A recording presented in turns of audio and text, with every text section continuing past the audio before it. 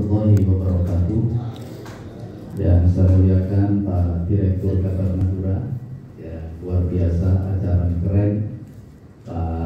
Pak Biro Sampang, Bapak-bapak narasumber, Bapak Ibu sekalian, salam dari Ibunda Khofifah Indar Parawansa, Gubernur Jawa Timur. Beliaulah yang selama ini fokus dan konsen terhadap pengembangan ekonomi di pondok pesantren. Februari 2019 beliau dilantik, April diskusi dengan kami bagaimana caranya. Kalau bagaimana wacananya itu sudah banyak yang mewacanakan, tapi bagaimana caranya agar ekonomi pesantren tumbuh, bangkit, dan kemandirian ekonominya itu bisa diraih. Maka kami berdiskusi hebat dengan beliau.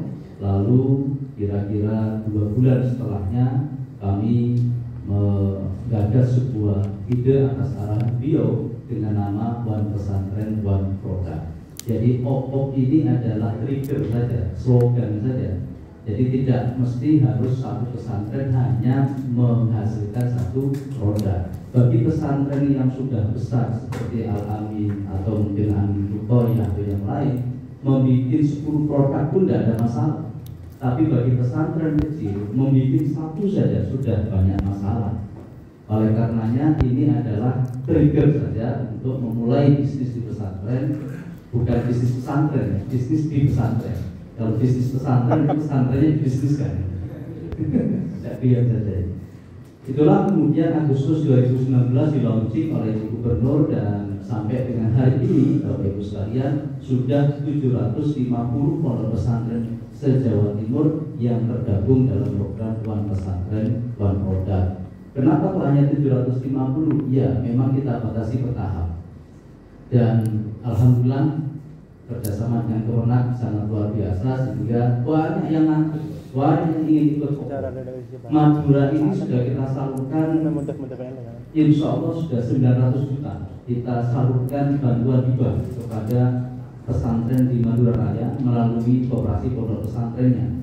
Dan Sampang itu baru 6 yang mendapatkan. Ini sebuah catatan agar Kabar Madura membantu sosialisasi dan bagaimana agar teman-teman pesantren di Sampang itu paham caranya bagaimana mengikuti administrasi, mengikuti sistematika yang ditetapkan oleh pemerintah Provinsi Jawa Timur untuk mendapatkan bantuan permodalan dari One Pesantren dan Produk Jawa Timur.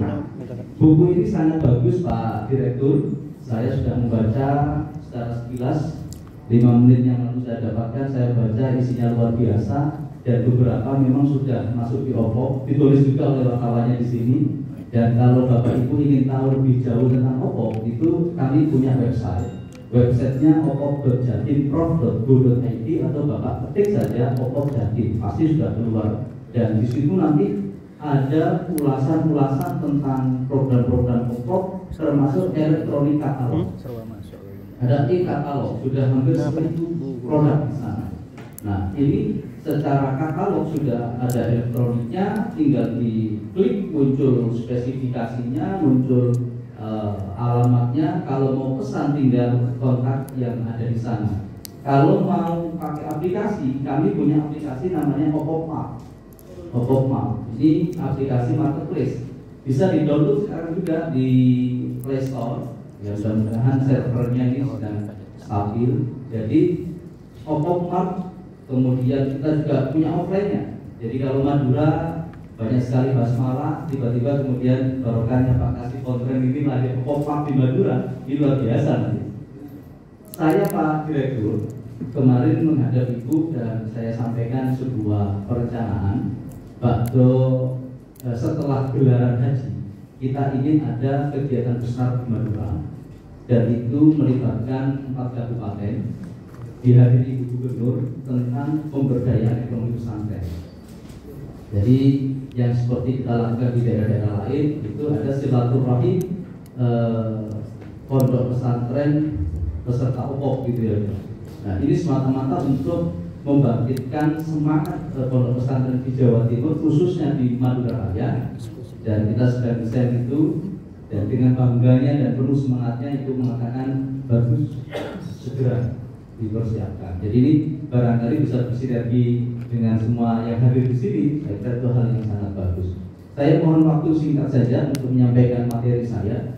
Next, ini adalah harapan dari Pak Wapres terhadap ekonomi pesantren, mengingat pesantren sekarang fungsinya 3. Pertama sebagai lembaga pendidikan, yang kedua sebagai lembaga dakwah, dan yang ketiga adalah sebagai lembaga pemberdayaan masyarakat.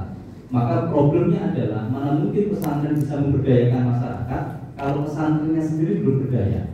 Tapi genteng kan sumber kasihan itu menunjukkan pesantrennya berdaya. Maka manfaatnya adalah masyarakatnya ikut memproduksi genteng. Itu namanya pesantren berdaya, masyarakat sejahtera. Itu slogan Opok Jawa Timur. Masyarakat berdaya, pesantren berdaya, masyarakat sejahtera. Ini dimulai dengan Undang-Undang Pesantren Nomor 18 Tahun 2012 yang sekarang perdanya sudah disahkan.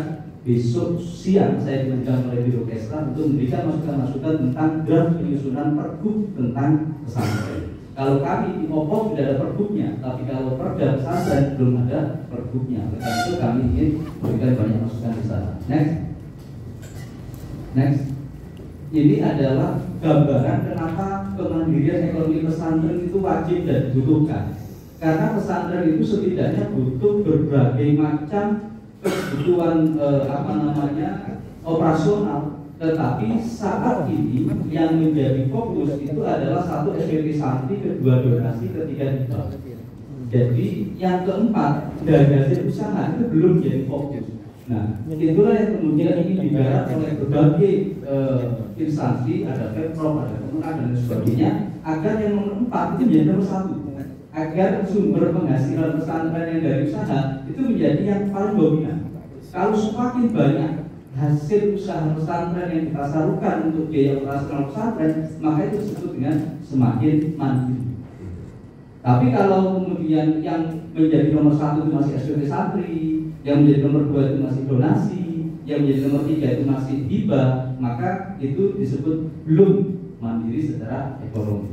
Dan sudah banyak contohnya pesantren-pesantren di Jawa Timur ini yang menjadikan nomor 4 itu menjadi nomor 1. Oke, ini adalah jumlah pesantren di Jawa Timur, dan saya setahun yang lalu diundang ke Karangbuin.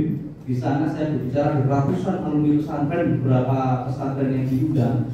Saya membuka data dan di situ saya tercengang. Kenapa Sampang yang jumlah pesantrennya terbanyak kedua se-Jawa Timur setelah Jember, yang ikut program pemberdayaan ekonomi itu baru sedikit sekali. Saya katakan, kenapa ini? Waktu itu tahun 2021 yang daftar ikut Opok hanya 6 pesantren. Saya merasa ini ada yang salah. Padahal saya dengan Kominfo didukung dengan dinas-dinas operasi se-Jawa Timur itu sudah intens mengabarkan kepada pesantren-pesantren. Tapi kenapa ya? Kok tidak nyampe ini? Nah, saya menduga bahwa sosialisasi tidak menyentuh akar rumput. Sosialisasi yang kita lakukan tidak menyentuh akar rumput. Maka saya katakan kepada yang hadir waktu itu, para alumni Karangbuin dan beberapa pesantren yang diundang, kami dibantu untuk sosialisasi.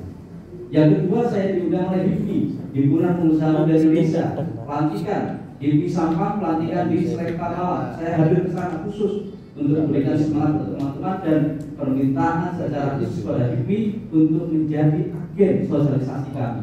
Hasilnya luar biasa. Tahun ini 2022 yang daftar dari Sampang 26 pesantren.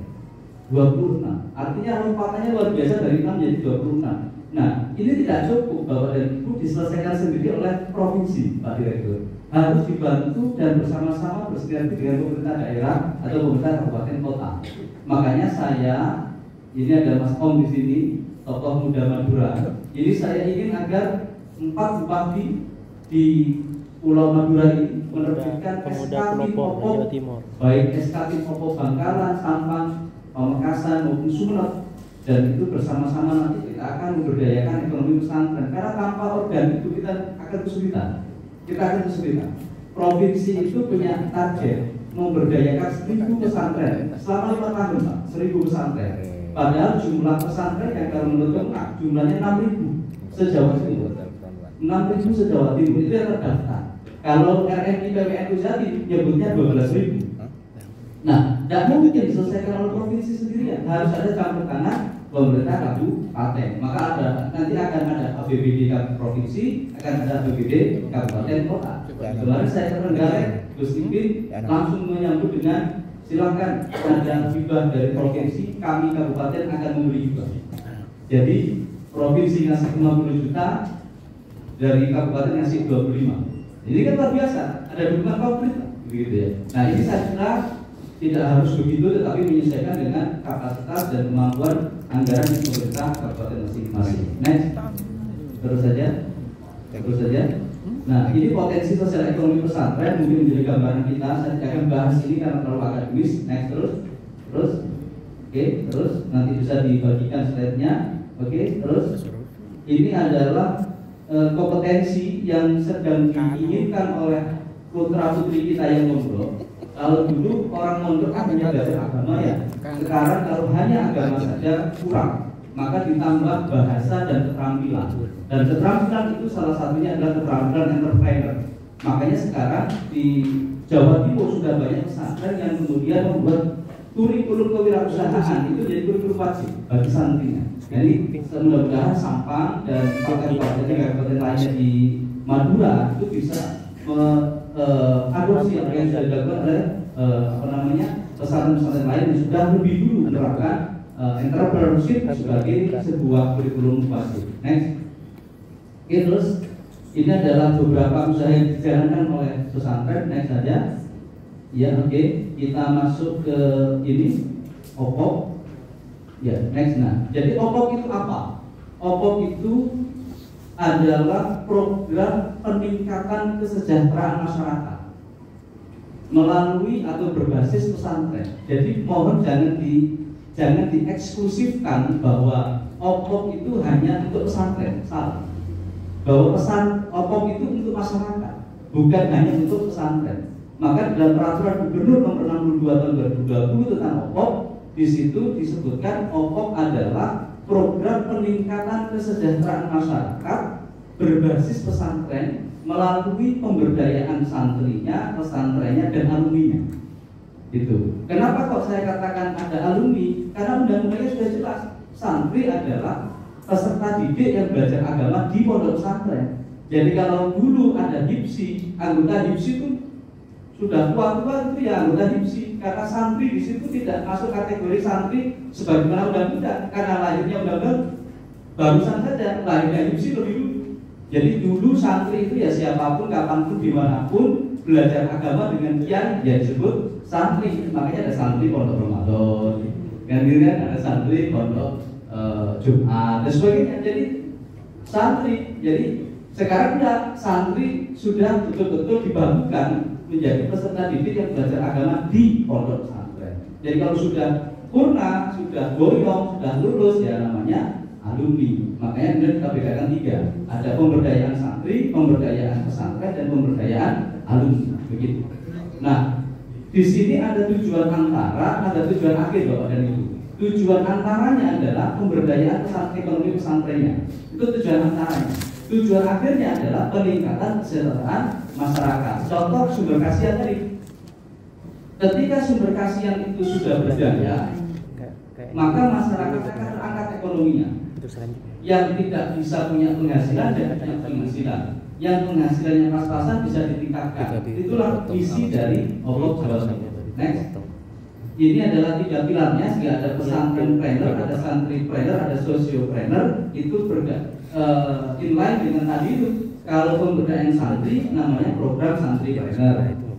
Kalau pemberdayaan pesantrennya namanya program pesantrenpreneur. Kalau pemberdayaan alumninya itu nama programnya adalah sosiopreneur. Saya sekjen, ketua kami Pak Sekda Provinsi Jawa Timur, ketua harian kami Kepala Dinas Koperasi Provinsi Jawa Timur, sekjennya saya dibantu 2 sekretaris. Kemudian ada 6 bidang. 6 bidang itu bidang yang pertama dari akademisi, dari ITS, bidang perencanaan. Yang kedua bidang pemberdayaan santri. Ini koordinatornya Gus Reza dari Wirboyo. Yang kedua bidang pemberdayaan pesantren. Ini Gus Alek dari Awang-Awang Mojokerto. Yang ketiga bidang sosiopreneur alumni Gus Rozali. Bosnya beliau ini teman lama lah sama beliau. Nah itu sebagai koordinator bidang social planner. Kemudian ada Markom dijabat oleh profesional bidang marketing komunikasi. Kemudian yang terakhir adalah logistik. Ini dijabat oleh Direktur Jatim Geraha Utama untuk hilirisasi produk. Lanjut ya, ini target-target kami. Next, cepat saja. Ini adalah tadi disampaikan oleh Pak Arman bahwa kita harus sinergi dan kolaborasi. Oppo bersinergi dan berkolaborasi dengan 5 elemen yang kita sebut dengan pentahelix, dan itu sudah kita bakukan dalam peraturan gubernur. Siapa saja itu? Pertama adalah A. Rumusnya begini Pak: A, B, C, G, N. A itu akademisi, B itu businessman, C itu komunitas, community, G itu government, pemerintah, N itu media. Ini rumus yang sudah kita patenkan dan kita masukkan di dalam peraturan gubernur. A, akademisi. Maka betul sekali menghadirkan Pak Arman, karena tidak mungkin kita bekerja tanpa landasan kajian akademis. Tadi sudah saya singgung, Pak, jadinya bisa buat apa? Saya bisa buat mesin pembatik, saya bisa buat mesin press, saya bisa buat mesin ini, kan Poltek. Maka inilah yang harus kita sinergikan dengan dunia usaha, gitu. Dunia pendidikan dengan dunia usaha. Yang kedua, bisnis. Oh, bisnis ini banyak sekali. Ada juga dari Bank Indonesia support kita, ada juga dari Bank Pembangunan Daerah Jawa Timur support kita. Banyak bisnis BUMN, BUMD, BUMS support terhadap program-program pemberdayaan ekonomi pesantren. Yang ketiga, komunitas. Di sini ada HIPSI, ada juga Himpunan Pengusaha Muda Indonesia (HIPMI), ada juga Himpunan Pengusaha Nahdien (HPN), ada juga macam-macam. Itu semua adalah asosiasi dari komunitas-komunitas. Itu harus kita berdayakan. Di Madura ini ada beberapa komunitas, itu harus kita ajak bersama. Yang kita juga ada FOKER, namanya Forum Kerjasama Kokontren, Koperasi Pondok Pesantren, masuk juga. Nah itu C. Yang keempat, government Pak, di Jawa Timur itu seluruh OPD harus mendukung Oppo, perintah gubernur. Jadi dinasnya itu bukan hanya pertanian, koperasi Pak, dinas pertanian, peternakan, perkebunan, dinas pendidikan, dinas budaya pariwisata, hampir semua dinas itu diminta mendukung Oppo. Kenapa? Karena potensi di pesantren bermacam-macam. Ada yang potensinya di bidang pertanian, ada yang potensinya di bidang peternakan, ada yang potensinya di bidang perikanan, ada yang potensinya di bidang wisata, ada yang potensinya di bidang handicraft. Banyak. Oleh karena itu semua OPD diminta bergerak bersama. Tidak cukup di pemerintah provinsi, saya bergerilya Pak. Saya bergerilya ke bupati wali kota, dan saat ini sudah terbit 8 SK dan 4 SK sedang mengantri akan diterbitkan oleh bupati wali kota di Jawa Timur. Beliau masing-masing menerbitkan SK tim Oppo. Kalau sudah ada SK tim Oppo, rentetannya pasti ada APBD yang disalurkan untuk membiayai kinerja dari tim Oppo-nya. Nah, ini keberpihakan pemerintah daerah Pak, karena tidak bisa tim Oppo itu di SK-kan oleh gubernur semua. Gubernur meng-SK-kan tim Oppo level provinsi, level kabupaten kota harus bupati wali kota. Nah, inilah yang nanti kita akan bersama-sama Madura Raya ini, agar dorongan dari pesantren sepertinya semakin menguat Pak Direktur, agar 4 bupati wali kota kita ini di Pulau Madura segera menerbitkan SK tim Oppo. Nah, nanti komponennya di dalam tim itu siapa? Ini Pak, rumusnya ABCDM tadi itu. Yang terakhir adalah M. M itu siapa? Media Pak. Maka betul sekali Kabar Madura mengambil peran di sini. Karena tanpa media, program sebagus apapun dari pemerintah itu tidak akan nyampe ke akar rumput. Betul tidak? Betul. Sehingga ini penting media ini. Media itu penting sekali. Maka ketika saya membaca judulnya, membaca isinya, saya pikir ini yang sangat tepat. Kalau panjenengan lihat YouTube kami di Oppo Jatim TV, itu di sana banyak ulasan produk-produk, termasuk produk dari BP Awet Madura. Itu kalau dari jauh dibacanya BP Awet Muda. Kalau dari dekat baru Awet Madura. Itu sudah saya promokan ke Pak Wakil Presiden di Gerahadi. Saya bilang, izin Bapak Wakil Presiden, ini asli Madura, dan ini bisa dipakai oleh jamaah haji, jamaah umroh. Langsung respon beliau, staf ajudan langsung beli sekian banyak untuk dibawa ke Jakarta. Luar biasa. Jadi potensi-potensi inilah yang kemudian kita garap, termasuk juga sumber kasihan. yang disebut-sebut oleh Pak Kasih Konten tadi itu sangat aktif di program pokok. Yang terakhir kami sinergikan dengan program bakti SMK dari Dinas Pendidikan. Lampu hias itu hasilnya, pelatihan dapat lampu hias gitu. Nah ini termasuk hibah juga sudah dapat dari kami. Next, kita percepat saja. Ini adalah program yang 5 hal yang kita inginkan. Singkatnya begini Pak, melalui pokok pondok pesantren yang tidak punya bisnis itu didorong punya bisnis. Dan unit bisnisnya ini harus unit bisnis yang formal berbadan hukum, bukan unit bisnis yang kaleng-kaleng, bukan unit bisnis yang asal-asalan, tapi betul-betul profesional berbadan hukum. Bentuknya boleh koperasi, boleh yang lain.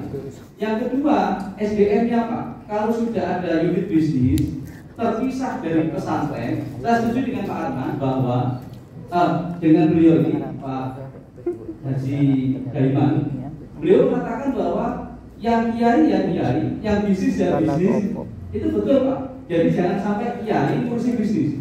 Kiai fokus saja pada tata tertibnya, ke pengasuhannya.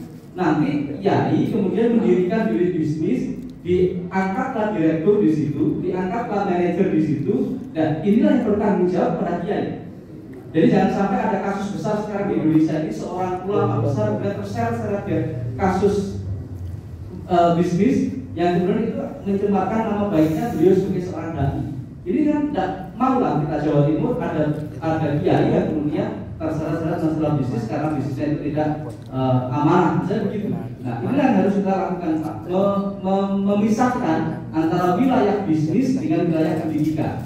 Wilayah pendidikan ini wilayah kiai secara langsung, wilayah bisnis ini wilayah Pak Direktur, boleh bosnya, boleh lora, boleh neng, boleh siapapun yang diangkat oleh kiai untuk menjalankan bisnis secara profesional. Problemnya adalah di pesantren kalau kader dai banyak Pak, tapi kalau kader entrepreneur sedikit, maka kita yang kedua mensertifikasi utusan-utusan pesantren, kita latih dan kita sertifikasi secara nasional.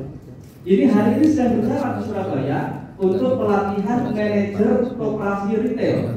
Jadi koperasi-koperasi yang punya toko itu pengelolanya kita latih selama 5 hari, kita uji selama 2 hari. Satu orang biayanya 10 juta gratis. Gratis. Itu semua kita biayai sampai lulus. Nah, itu yang kedua. Kalau sudah lembaganya ada, SDM-nya ada, yang ketiga bicara produk. Produk itu kalau belum ikut pokok mesti nggak punya izin lah, nggak punya BPOM lah, labelnya masih jelek lah, kemasannya masih asal-asalan lah, itu diinkubasi di opok keluar itu jadi bagus lah, izinnya lengkap. Nah ini yang kemudian akan diminati oleh pasar. Kalau nggak punya izin edar, nggak boleh diedarkan, maka kita akan dampingi sampai punya izin edar bersama dinas di kabupaten kota masing-masing. Yang keempat adalah pemasaran. Kami selalu berupaya untuk memasarkan katalog, opok emas, ada kita beli truk untuk keliling Jawa Timur. Sekarang ada Porprov di Jember, truknya ke Jember dan seterusnya. Banyak sekali upaya kita untuk memasarkan, termasuk Pak keberpihakan pemerintah provinsi terhadap produk-produk pesantren. Panjenengan sekarang kalau ada masalah dinas, minumnya itu adalah air minum buatan pesantren, bukan ini.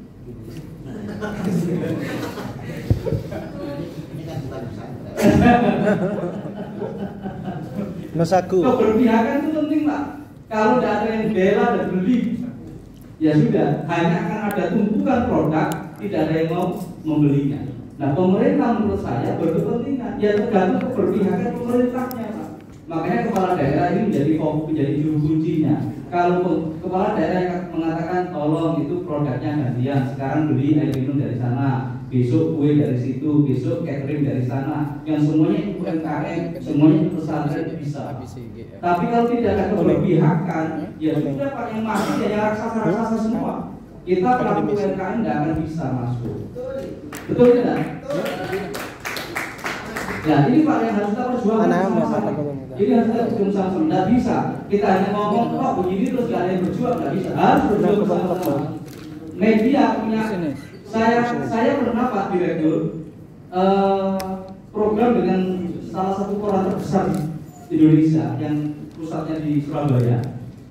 Setiap hari Sabtu selalu mengulas produknya pesantren dan itu dikemas seperti promosi. Tapi di dalam di koran itu ditampilkan, Pak, di dalam terus berwarna. Ini produknya siapa, keunggulannya, jadi copywriting lah, di copywriting sampai ada kalau mau beli kontak siapa. Dan itu muncul di koran. Setiap hari Sabtu itu dukungan media agar produk-produk itu dibeli oleh masyarakat. Memang tidak lama kemudian banyak yang telepon, Pak saya mau beli ini kemana ya, Pak saya mau beli ini kemana ya, gitu kan. Jadi di koran itu setiap hari Sabtu waktu itu kan, itu selalu dimuat, semua dimuat. Produknya pesantren, jadi selalu bergantian terus. Nah ini adalah yang nomor 4. Yang terakhir nomor 5, Pak. Punya bisnis, punya pengelola, punya produk, punya pasar, tidak punya duit, mesti bingung, Pak. Cuman problemnya pesantren itu seringkali minta duit dulu, produk belum jelas. Nah kita enggak, Pak. Kita lembaganya harus jelas, orangnya jelas, produknya jelas, pasarnya jelas, kita bantu, Pak. Minimal 50 juta per pesantren. Minimal. Dan tadi saya ditanya sama Pak Kasih Kontren, sudah berapa yang keluar? Hampir 10 miliar. Sudah kita salurkan ke sekian ratus pesantren di Jawa Timur yang tergabung dalam OOP, dan yang nanti masih banyak, Pak. Itu perlu advokasi, Pak. Ngisi aplikasi hibah itu saja sekarang banyak pesantren yang kebingungan, Pak.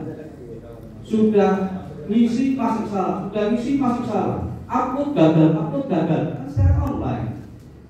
Jadi itu yang harus didampingi oleh teman-teman muda, Pak.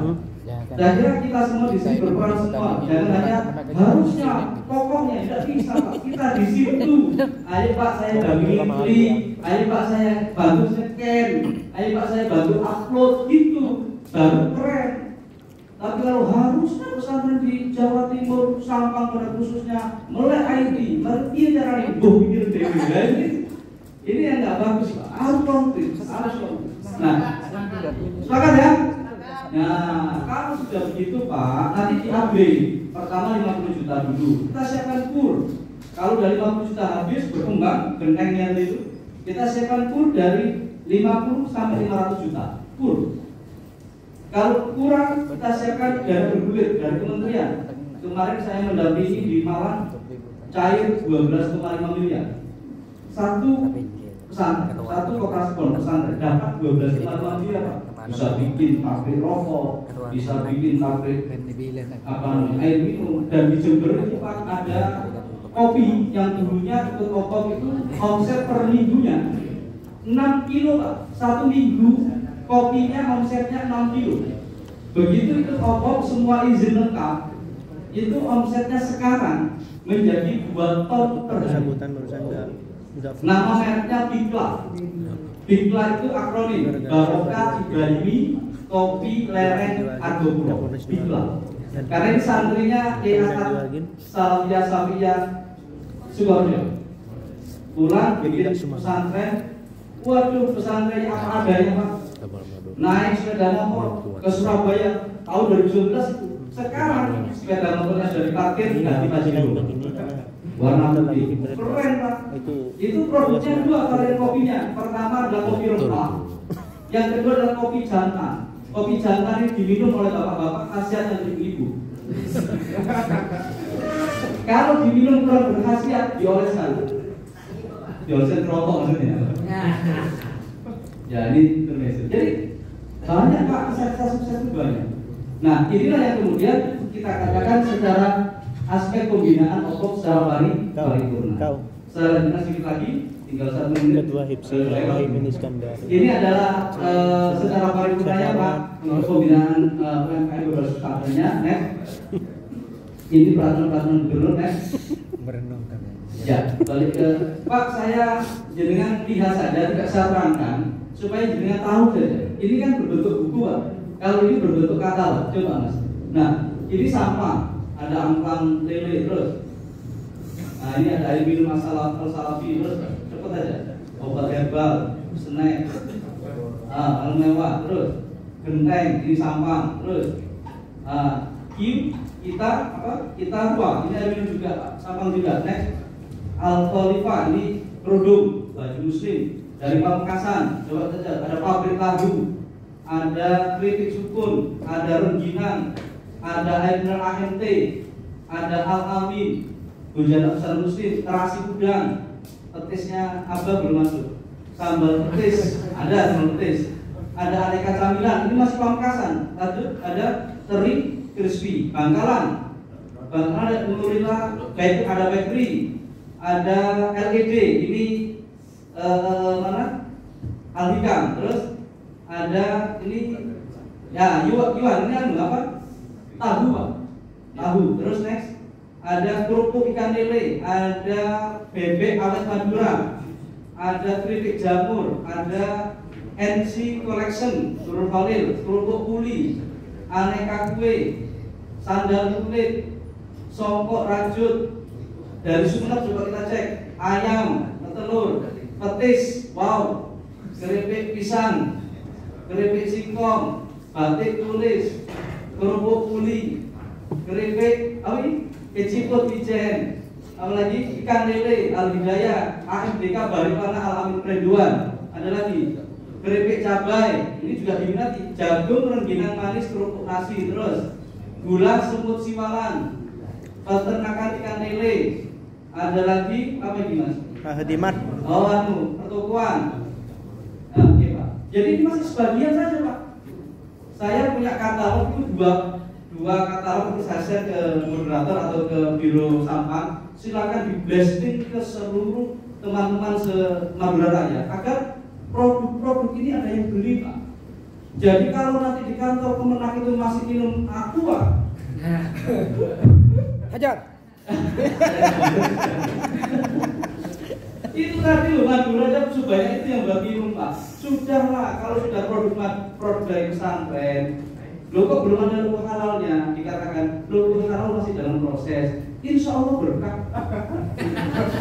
Nggak usah nunggu sertifikat halal turun. Udah minum aja, nggak mungkin kembung malah barokah. Artinya keberpihakan kita Pak. Kita ini sering, tapi kita nggak berpihak ya susah. Kita harus berpihak. Ya, terima kasih. Assalamualaikum warahmatullahi wabarakatuh. Waalaikumsalam warahmatullahi wabarakatuh. Luar biasa Pak penjelasan dari awal sampai akhir ya, sampai saya lupa nyapatnya Pak gitu kesimpulannya. Tapi teman-teman karena waktu juga karena kita juga ada sesi pertanyaan, mungkin teman-teman dari perwakilan santri 2 orang gitu untuk mempertanyakan yang di depan sama Bapak yang sekarang.